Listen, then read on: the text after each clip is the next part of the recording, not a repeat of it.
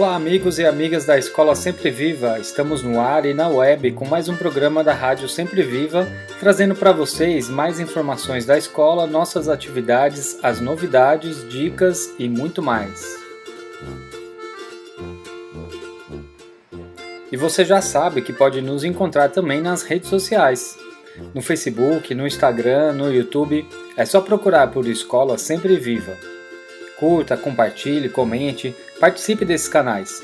Lembrando que você encontra mais informações sobre a escola no nosso site, que é www.escolasempreviva.com.br. Lá você encontra o nosso blog e também um livro de receitas, onde compartilhamos as delícias que são preparadas para as crianças no dia a dia da escola.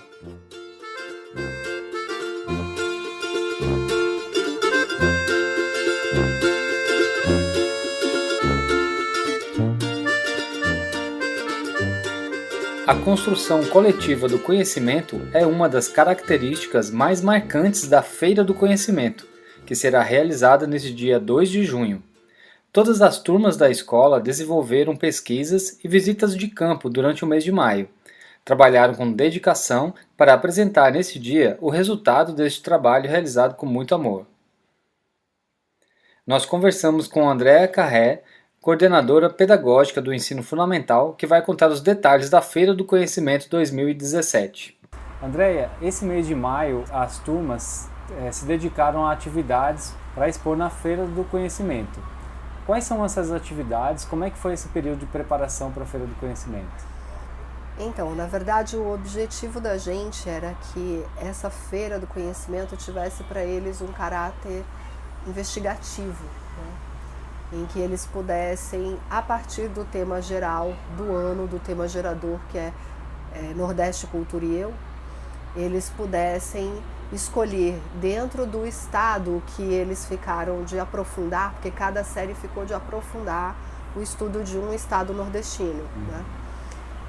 Então, a ideia era que eles pudessem, a partir, ter como foco, então, esse estado nordestino que cada classe estava estudando, né? Então, por exemplo, no primeiro ano, a pergunta que foi eleita pela turma a partir do estado do Rio Grande do Norte é: qual é a riqueza do caju? Já que o Rio Grande do Norte tem aí o maior cajueiro do mundo, né?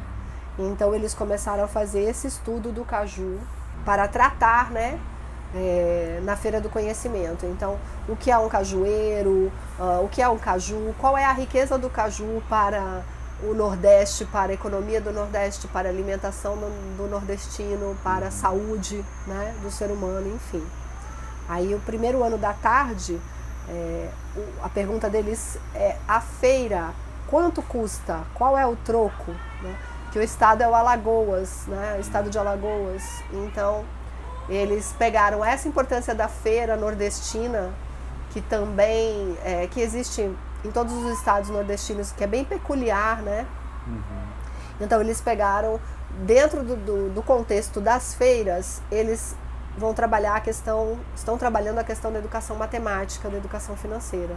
Então, o foco é artesanato e ervas, né? Se focou nessas duas coisas que tem aí nas feiras nordestinas, mas com o objetivo, na verdade, de não só olhar dos benefícios e da importância das ervas para a saúde, do artesanato, enfim, mas também para que se coloque essa questão do quanto custa, qual o valor, mas como é que eu vendo isso numa feira, qual é o caminho que se faz até chegar na feira para vender e quanto custa, né? E nessa direção eles vão fazer um exercício na brincadeira de vender, trocar, comprar, dar troco, né? Para trabalhar aí a matemática. O segundo ano vai estar trabalhando o que é que a Bahia tem, né? E aí, como eles foram fazer um estudo da Escola Piolim, que tem aqui em João Pessoa, né? Uma casa grande e uma senzala ainda mais caracterizados, né? De alguma forma com um pouco mais de características do período mesmo, né? Aí do Brasil colônia. Então, nesse processo, a gente pôde investigar com eles assim, o que é uma casa grande, o que é uma senzala, qual é essa relação aí da cultura africana na história do nosso país, e também a história da capoeira, né? Porque pelo fato da capoeira ter sido aí berço dessa cultura aqui no Brasil, né? O Brasil foi o berço da criação da capoeira, então que tem origens, né, africanas, né? Mas que na Bahia isso é muito forte, então eles também trazem isso como perspectiva. O terceiro ano da manhã está estudando o que é um manguezal, né? Porque o estado que eles têm como foco de estudos é Pernambuco, né? Então Pernambuco é rico, né, em manguezais, um dos ecossistemas de maior presença dentro do estado do Pernambuco, né, da onde também surgiu o movimento Mangue Beat, enfim. Né, então eles começaram a estudar o que é um manguezal e daí adentraram aí com todo esse estudo, e para fazer um estudo de campo eles visitaram também aqui o manguezal da Mata da Mem, né, aqui em João Pessoa. A transposição do Rio São Francisco já chegou no Ceará é a pergunta do terceiro ano da tarde, que está estudando aí o Ceará, e que foi uma pergunta surgiu por parte das próprias crianças, né? Que assim, a transposição do Rio já chegou na Paraíba, e no Ceará chegou, né? Então eles estão estudando todo esse trajeto da transposição do Rio São Francisco até o Ceará, né? No contexto aí das paisagens naturais e das paisagens modificadas pelo homem, né? Eles estão tratando essa questão, tanto dos benefícios como também das consequências dessa alteração da paisagem natural, né? Para as populações também que vivem no entorno do São Francisco, né? E a contribuição dessa transposição para o estado do Ceará. E o quarto ano, né? Você conhece o Gramame? É a pergunta do quarto ano, né? Que está estudando aí o rio Gramame, pelo fato de ser o maior rio que abastece João Pessoa, que é o abastecimento de água de João Pessoa é feito através do rio Gramame, e que está aí muito poluído, que está aí muito degradado. Então eles visitaram a Escola Viva Olho do Tempo, que faz um trabalho de preservação, de educação nesse campo, né, lá no Vale do Rio Gramame, e também estão trazendo assim questões muito interessantes que eles descobriram. E o quinto ano a pergunta deles é quanto vale a farinha, né, estudando o Maranhão, porque a farinha é um dos produtos da economia maranhense, né? A mandioca tem grande valor, não só no Maranhão, como em todo o Nordeste, né? A farinha da macaxeira, da mandioca, né? Então eles estão estudando aí, né, os tipos de farinha, o valor, o peso econômico dessa farinha na economia do Maranhão, né? Enfim, estão trabalhando nessa perspectiva também, a retomada de todo o processo de elaboração, de processamento da farinha, de produção da farinha, das casas de farinha, né? Todo o contexto histórico dessa produção também. E aí a gente tem os projetos também da educação infantil, o Maternal 1, com as frutas do nosso quintal, que eles estão num processo de investigação, assim, descobrindo, experimentando, né, as frutas do quintal do maternal aqui na escola, que é o limão, o sapoti e o araçá. O Maternal 2 com brincadeira de criança, né, que a partir da obra da Analice Uchoa, eles entraram em contato com brincadeiras do universo infantil da tradição nordestina. O Jardim 1, Calango Nordestino Tejuaçu, que foi a partir da obra da Ruth Rocha, que é Bom Dia Todas as Cores, que tem eles ficaram muito interessados num camaleão que muda de cor na história, né? E qual é o bicho mais próximo no Nordeste que também muda de cor? Qual seria o nosso calango nesse caso? É o Tejuaçu, né? Aí foram para Bica, ver o Tejuaçu, enfim, né? De toda a descoberta que eles estão fazendo sobre o Tejuaçu. E o Jardim 2 sobre, o tema deles é brincadeira de roda. Eu gostei. E você? Que é também esse contato com as brincadeiras de roda, que as crianças de hoje em dia, muito imersas na tecnologia, por terem perdido a rua também como espaço de brincadeira, né? De ter a escola como um espaço de apresentação, de contato, de acesso com as brincadeiras de roda da tradição nordestina também, né? O que eu gostaria de enfatizar sobre a Feira de Conhecimento de 2017 na Escola Sempre Viva é que nós partimos da ideia de que para produzir conhecimento as crianças precisam aprender a fazer boas perguntas.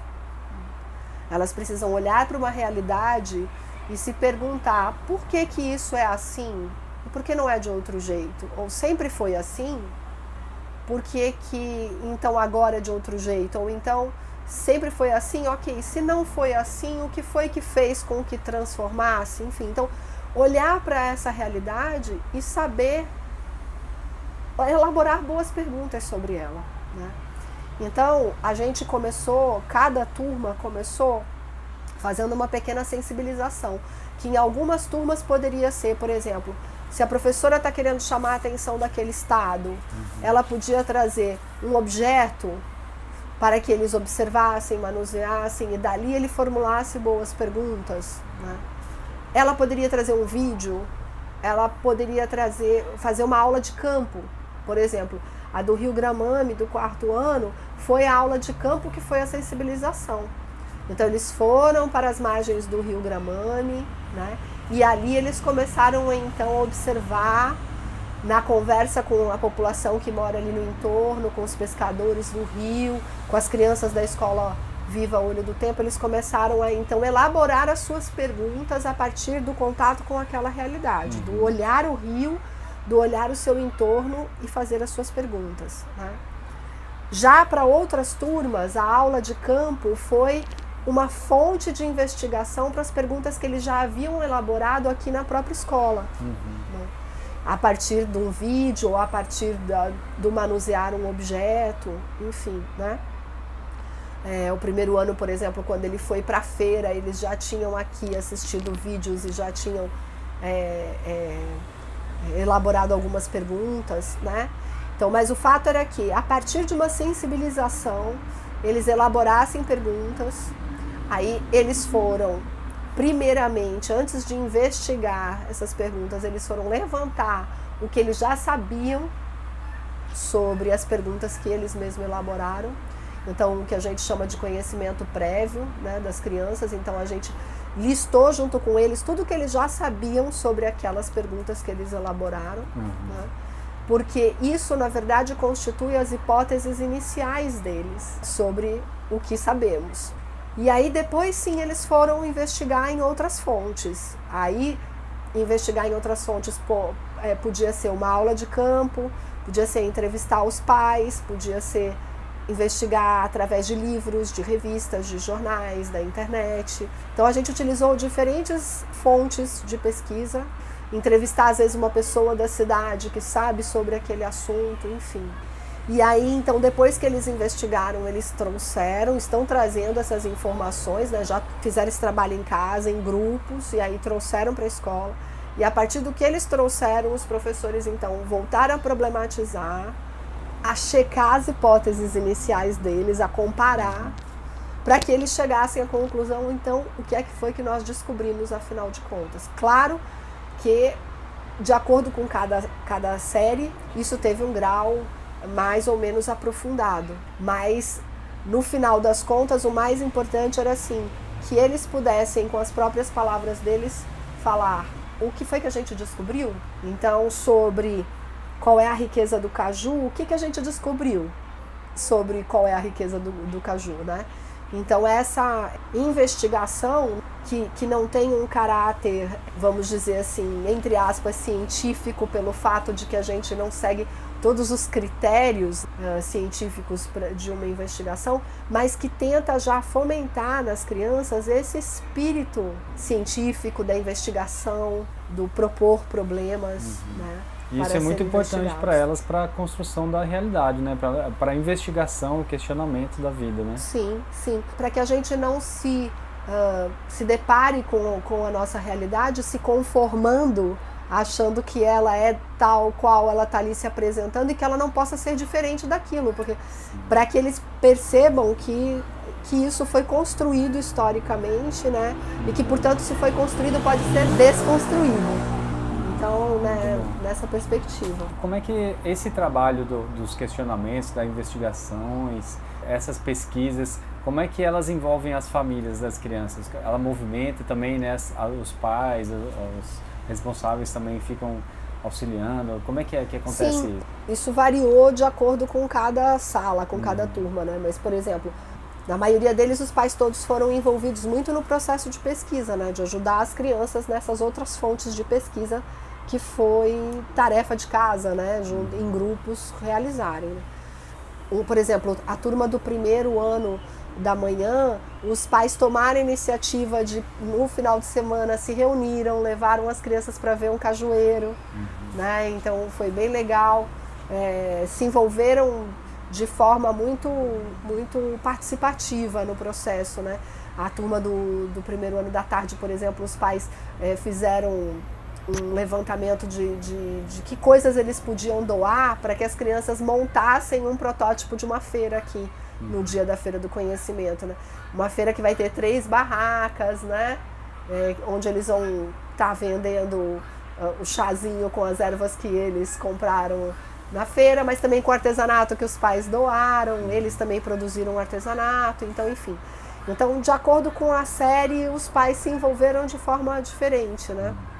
Mas para além disso, eu acho que também tem uma questão que não é só a questão do espírito investigativo, sabe?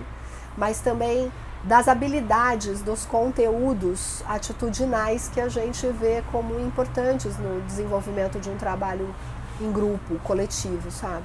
Que é de poder escutar o outro, que é poder aprender a negociar, aprender a trabalhar em grupo no sentido de estar aberto para escutar a si, escutar o outro, construir coisas juntos, onde não só a minha vontade prevalece, mas eu preciso negociar para que a vontade do grupo prevaleça. É uma construção coletiva do conhecimento, é Exatamente. isso? Então, assim, que exige da parte deles essa habilidade desses conteúdos, dessas habilidades atitudinais, desses conteúdos que são mais de atitudes, de valores, de princípios também, que não são só conceituais da pesquisa propriamente dita, mas também conteúdos que também são procedimentais, como por exemplo assim, como é que eu faço uma pesquisa na internet sem ficar só copiando, como é que eu faço, por exemplo, uma entrevista.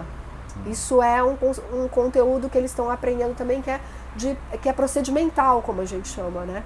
Aí dentro de toda a teoria do currículo, né? Que você tem aí o currículo, ele não tem só os conteúdos que são conceituais, né?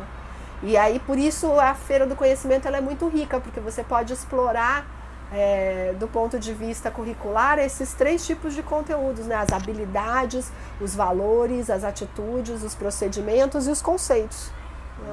E como é que as crianças estão respondendo a isso? Como é que está sendo a atitude está dela? sendo Tem uma alguma história assim grande viagem de curtição para eles. Olha, no segundo ano, por exemplo, quando esteve lá na Piolim, eles fizeram perguntas assim surpreendentes, né?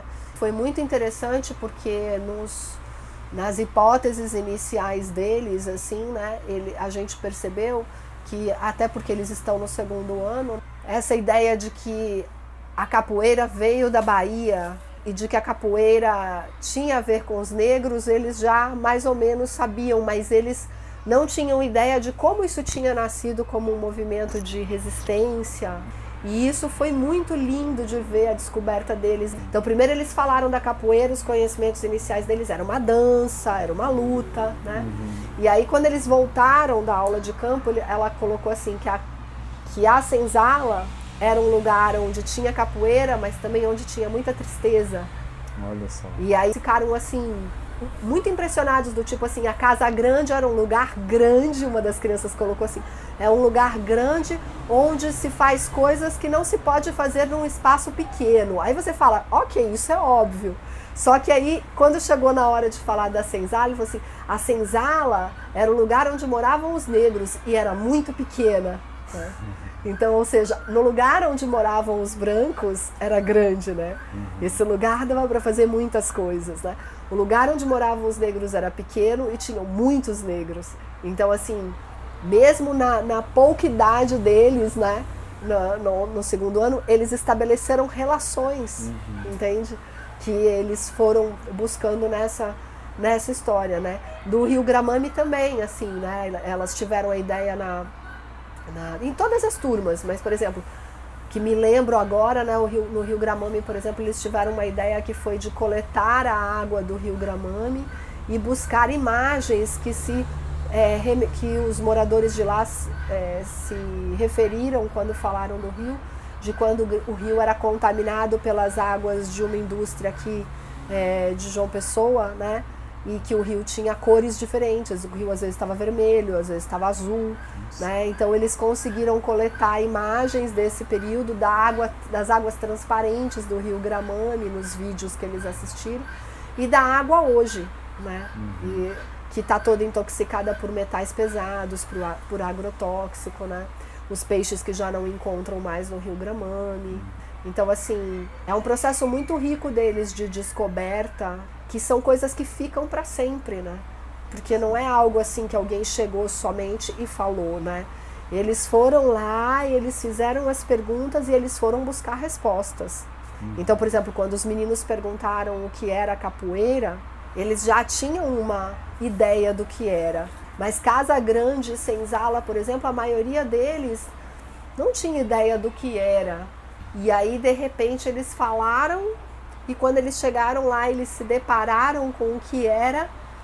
As perguntas que eles fizeram foram muito ricas, né? Porque aí eles, por exemplo, eles perguntaram: quem construiu a Casa Grande? Como foi construída? A partir de uma pergunta como essa, você pode discutir toda a relação entre senhores e escravos. Então, assim, perguntas que eles elaboraram, que você olha para aquilo e fala assim, puxa, como a Feira do Conhecimento e todo o processo, na verdade, de ensino-aprendizagem da Escola Sempre Viva pode priorizar, né, e é proposta da escola, o levar a pensar. Que a hora que eu olho para aquela casa, ou que eu olho, por exemplo, para a senzala, e faço pergunta do por que na parede, né? Eu não li nada sobre isso ainda. Eu simplesmente olho aquele lugar e só sei que lá viviam os negros daquele engenho. Então eu olho e pergunto: por que tem grades nas janelas? Por que tem grades? O que é um engenho de açúcar, né? Porque quando a gente chegou lá, falou assim, essa Casa Grande na verdade era um engenho, aqui era um engenho, né? E nessa casa viviam. O rapaz que estava lá, que falou para as crianças sobre isso, ele era um estudioso que levantou artefatos que foram escavados lá, né, naquele lugar, naquele sítio, né? E encontraram louças, e que tudo indica que era uma família inglesa que morava lá, né? Então eles fizeram perguntas sobre como os ingleses vieram parar aqui no Brasil. Então, assim, são perguntas muito que levam, na verdade, a criança a parar, olhar para aquilo, pensar para formular uma pergunta, diferente de só o professor elaborar uma pergunta e eles buscarem a resposta. Né? Então, isso é muito bom, né? Para a formação como cidadão também, né? Sim. A feira acontece dia 2 de junho, essa sexta-feira. Como é que acontece a programação? Como é que começa? Como é que vai ser o desenrolar das atividades? Então, na parte da manhã, logo depois do Bom Dia, a gente começa a Feira do Conhecimento com cada turma apresentando umas para as outras, sem a presença ainda dos pais, né? E aí, às 10h30, os pais podem chegar, eles se direcionam para a sala dos seus filhos, né? E aí assiste a apresentação das crianças daquela sala, depois eles ficam livres para visitar as demais salas da feira, né? E na parte da tarde a mesma coisa, a gente começa com a educação infantil depois do Boa Tarde, e aí às 4h30 os pais podem visitar a feira também, indo para a sala dos seus filhos e depois visitando as demais salas. Ótimo. Muito bom, é um evento muito esperado aqui da programação anual da Sempre Viva, né? Sim, acho um momento especial, porque as crianças... a Feira do Conhecimento é um momento onde, além de investigar, eles vivenciam, eles experimentam coisas do processo da construção do conhecimento, em que a escola vira um grande espaço assim, de muita descoberta, de muita vivência, de muita apresentação de tudo que eles produziram. Então é muito lindo, é muito rico de ver, né? As próprias crianças assim ficam muito empolgadas assim nesse processo, né? E nós também, porque a gente curte muito esse processo deles, né, de construção. Quer fazer um convite para os pais, mães, responsáveis? Eu digo assim que cada pai e cada mãe aqui da escola não deixem de vir à feira, porque as crianças esperam muito esse momento que os pais chegam para apresentar aquilo que a turma produziu, né? Não só que ele produziu e o pai pôde ver em casa, mas aquilo que foi fruto do coletivo daquela turma, né? E eles ficam muito frustrados quando isso não acontece, né? Então, assim, é muito importante que a família partilhe, que a família esteja presente nesse momento, porque eles esperam muito isso, né? Eles apresentam uns para os outros, isso é muito importante para eles, mas a gente percebe a ansiedade deles mesmo, assim, em querer que os pais estejam presentes para assistir aquilo tudo, né? Ok, Andréia, muito obrigado pela sua participação aqui na Rádio Sempre Viva. Grata também por ter podido participar.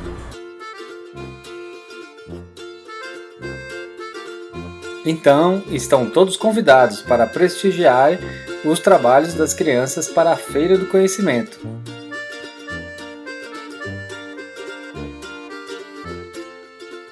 E chegamos ao final deste programa.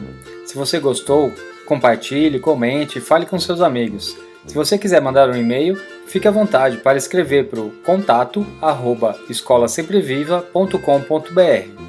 Se você quiser agendar uma visita, conhecer a escola ou tirar alguma dúvida, pode ligar para o 3244 6042. Curta nossa fanpage no Facebook e fique ligado no nosso site, que é o escolasempreviva.com.br. Ficamos agradecidos pela companhia e até o próximo programa.